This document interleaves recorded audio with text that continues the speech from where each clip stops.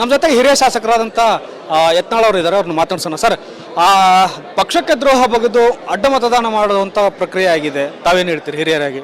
ಅದಕ್ಕೆ ರಾಜ್ಯ ಏನು ಈಗ ಜವಾಬ್ದಾರಿ ತೊಗೊಂಡಾರಲ್ರಿ, ಇಬ್ಬರು ಜೋಡಿ ಎತ್ತುಗಳೇ ಉತ್ತರ ಕೊಡಬೇಕು. ನಮ್ಮ ಕಡೆ ಏನಿಲ್ಲ. ಅವರು ವೈಫಲ್ಯ ಸರ್ ಇದಾಗಕ್ಕೆ ಕಾರಣ ಏನೋ ಅವರೇ ಹೇಳ್ಬೇಕ್ರಿ, ಅವ್ರ ವೈಫಲ್ಯ ಸಫಲತೆ ನನಗಂತೂ ಗೊತ್ತಿಲ್ಲ. ಯಾಕಂದ್ರೆ ಸೋಮಶೇಖರ್ ಅವರು ಯಡಿಯೂರಪ್ಪನವ್ರು ಭಾಳ ಅತೀ ಆತ್ಮೀಯರು.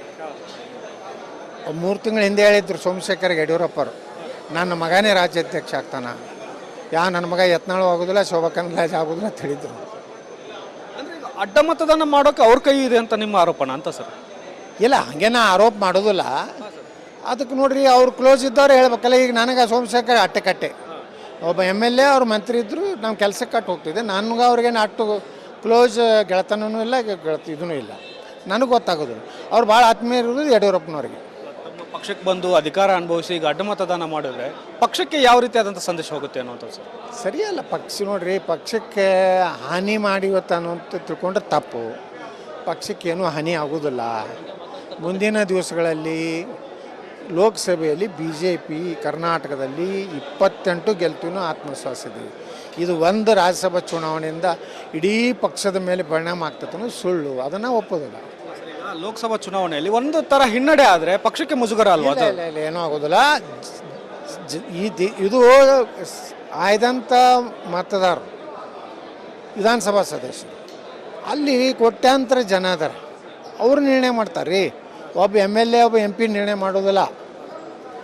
ನಿರ್ಣಯ ಮಾಡೋರು ಅಲ್ಲಿ ಜನ ಅದಾರೆ, ಅವ್ರು ಮಾಡ್ತಾರೆ. ಈಗ ಲೋಕಸಭಾ ಚುನಾವಣೆ ಬಗೆದ ಬಳಕೆ ನಾವು ಮತ್ತೆ ಸರ್ಕಾರ ರಚನೆ ಮಾಡ್ತೇವೆ ಅನ್ನೋ ಒಂದು ಆತ್ಮವಿಶ್ವಾಸದಿಂದ ತಮ್ಮ ಕೆಲ ನಾಯಕರು ಮಾತಾಡ್ತಾರೆ. ಈ ಥರ ಅಡ್ಡ ಮತದಾನ ಆದರೆ ಆ ಥರದ ಪ್ರಕ್ರಿಯೆಗಳಾಗುತ್ತೆ ಅಂತ ತಮ್ಗೆ ಅನ್ಸುತ್ತಾ ಸರ್? ಯಾವುದೂ ಹೇಳಕ್ಕೆ ಬರೋದಿಲ್ಲ ರೀ. ಇದು ಹಿಂಗೆ ಆಗೈತೆ ಮುಂದೆ ಏನೂ ಆಗೋದಿಲ್ಲ ಅನ್ನೋಂಥದ್ದು ಇಲ್ಲ.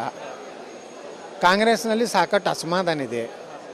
ಇದೊಂದು ರಾಜ್ಯಸಭೆ ಆತಂದ್ರೆ ಈಗ, ಯಾಕಂದ್ರೆ ಕಾಂಗ್ರೆಸ್ನಲ್ಲವರು ಈಗ ಅಡ್ಡ ಮತದಾನ ಹಾಕೋದಿಲ್ಲ.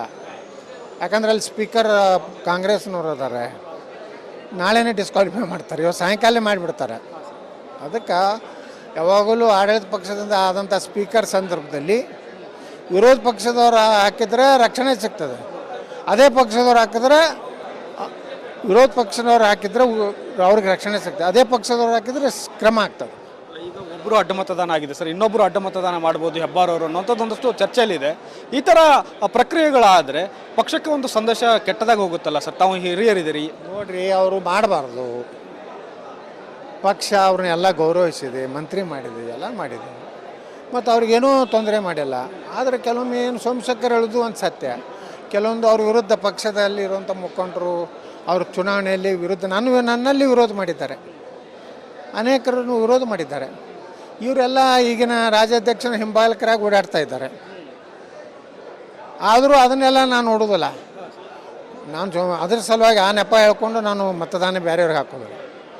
ನನ್ನಿಂದ ವಿಜೇಂದ್ರನೇ ಹಿಂದೂರು, ಬಿಜಾಪುರದಲ್ಲಿರೋರು ಎಲ್ಲ ವಿರೋಧ ಮಾಡಿದವ್ರೆ. ಈಗ ಮೊನ್ನೆ ಬಿಜಾಪುರಕ್ಕೆ ಬಂದಾಗ ಅವರೇ ಜೈಕಾರ, ಅವರೇ ಮುಂದಿದ್ರು. ದುರ್ದೈವ ಅಷ್ಟೇ. ಅಂದರೆ ರಾಜ್ಯ BJP ನಾಯಕತ್ವ ಸತ್ತಿದೆ ಅಂತ ತಮ್ಗೆ ಅನ್ಸುತ್ತಾ ಸರ್?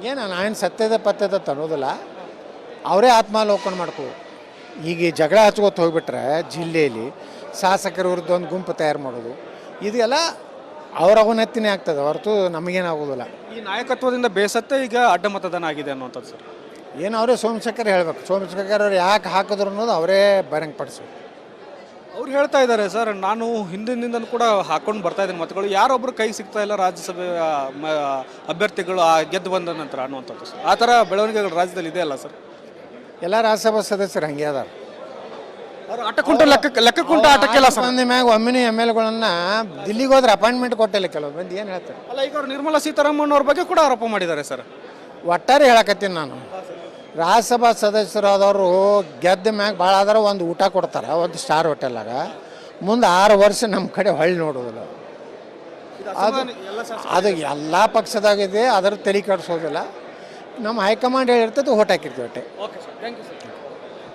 ಇದಿಷ್ಟು ಹಿರಿಯ ಶಾಸಕರಂತ ಯತ್ನಾಳ್ ಅವರ ಮಾತು ಪಕ್ಷಕ್ಕೆ ದ್ರೋಹ ಮಾಡಬಾರ್ದಾಗಿತ್ತು. ಆದರೆ ಈಗಿದ್ದಂತಹ ರಾಜ್ಯ ನಾಯಕರು ಅವ್ರ ಬಗ್ಗೆ ಗಮನ ವಹಿಸಿ ಹೆಬ್ಬಾರ್ ಅವ್ರನ್ನ ಮತ್ತು ಸೋಮಶೇಖರ್ ಅವ್ರನ್ನ ಮನವೊಲಿಸುವಂಥ ಕೆಲಸಗಳಾಗಬೇಕಾಗಿತ್ತು. ನಮಗೂ ಸಾಕಷ್ಟು ಅಸಮಾಧಾನ ಇದ್ದಾವೆ, ಆದರೆ ನಾವು ಪಕ್ಷಕ್ಕೆ ದ್ರೋಹ ಮಾಡುವಂಥ ಕೆಲಸವನ್ನು ಮಾಡಿಲ್ಲ. ಈಗಲಾದರೂ ಕೂಡ ಹೆಬ್ಬಾರ್ ಅವ್ರನ್ನ ಮತ್ತು ಸೋಮಶೇಖರ್ ಅವ್ರನ್ನ ಕರೆದು ಮಾತನಾಡಿ ಅವ್ರನ್ನ ಪಕ್ಷದಲ್ಲಿ ಹಿಡಿದಿಟ್ಕೊಳ್ಳುವಂಥ ಕೆಲಸ ಆಗಬೇಕು ಅನ್ನುವಂಥ ಒಂದು ಒತ್ತಾಯವನ್ನು ಯತ್ನಾಳ್ ಅವರು ಮಾಡ್ತಾ ಇದ್ದಾರೆ. ಕ್ಯಾಮ್ರಾಮನ್ ಮಂಜುನಾಥ್ ಜೊತೆ ಬಸವರಾಜ್ ಚರಂತಿಮಠ್, ರಿಪಬ್ಲಿಕ್ ಕನ್ನಡ. ಇದು ನಿಮ್ಮ ಧ್ವನಿ.